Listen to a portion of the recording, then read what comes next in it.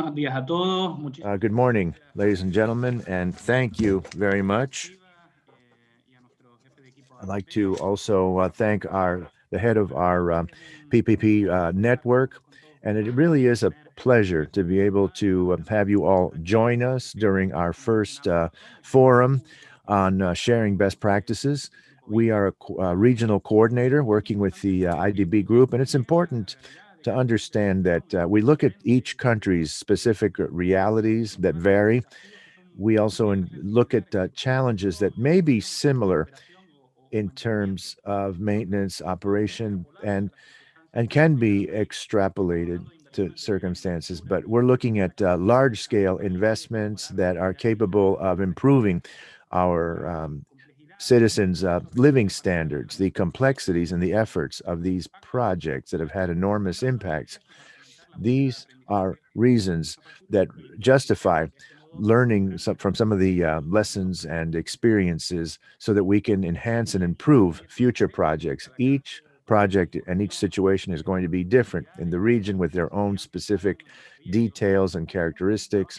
So our work experiences and the shared know-how really demonstrate that we can share lessons learned so that we can avoid mistakes from past initiatives. As we share these past experiences, this becomes very useful information, leading to key evidence in practical implementation of this know-how that enhances public policy formulation and implementation. As Gaston already mentioned, with the support by governments to think tanks and other entities in Latin America and the Caribbean, have worked towards improving infrastructure in the region in terms of quality, sustainability, and efficiency. And as we can see if we can share my presentation, my screen, if we look at how we can connect public demands as well as know-how, as well as applied research in development at the same time, we systematize the generation of information for our project analyses.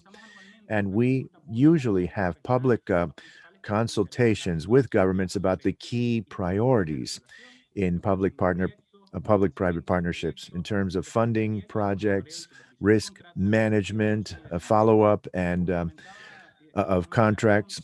And as Gaston mentioned, these initiatives were already launched before the outbreak of the pandemic. And then during COVID, this continued.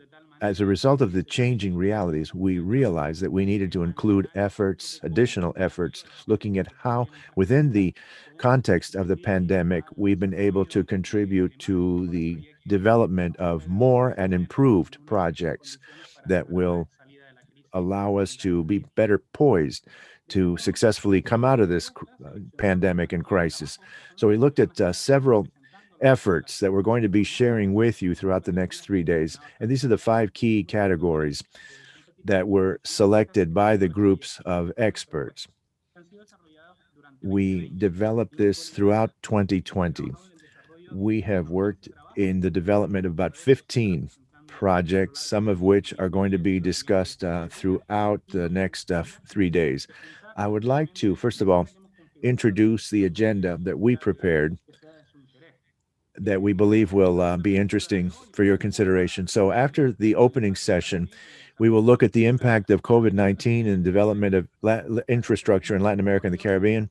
Then we will follow up with a presentation on mechanisms and tools related to early termination of contracts.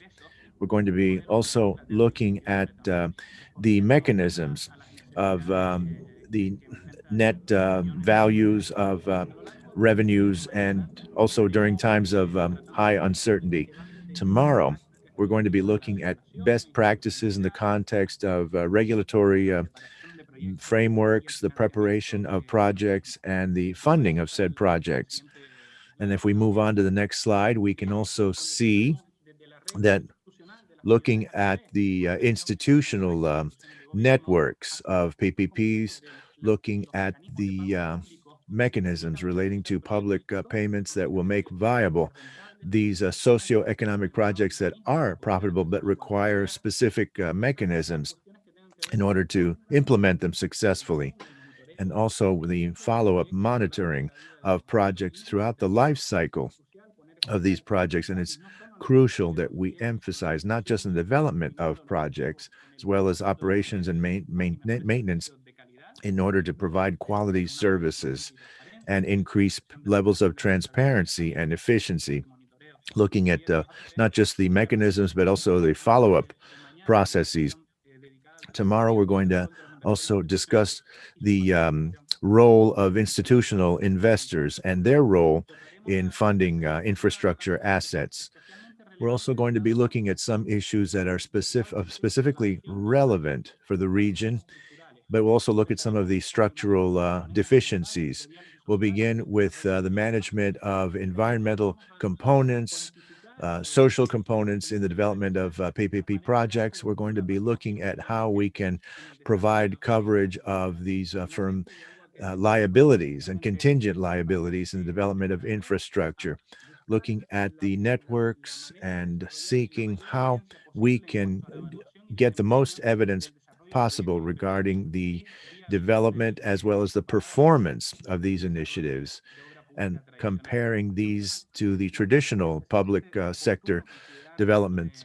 Also, looking within the presentation during the day, we're going to become familiar with the recycling of assets based on experiences in other regions, such as in Australia, in South Asia. And we're also going to be looking at the launching of the regional public good for 2021 and 2022. This is an annual cycle where every year we'll be able to meet with governments throughout the region and determine exactly what are the key needs, the know-how, practical know-how that they need that could help to improve the implementation on a daily basis of these projects, and so that in the future we can get a better perspective of what technology, the potential of technology. And again, and then we also have the upcoming forum in September of this year, and we will have some comments by Richard Martinez about that. But before we move on to our first panel, I'm very pleased to announce the launching of the PPP network, and I invite all of you to participate in this.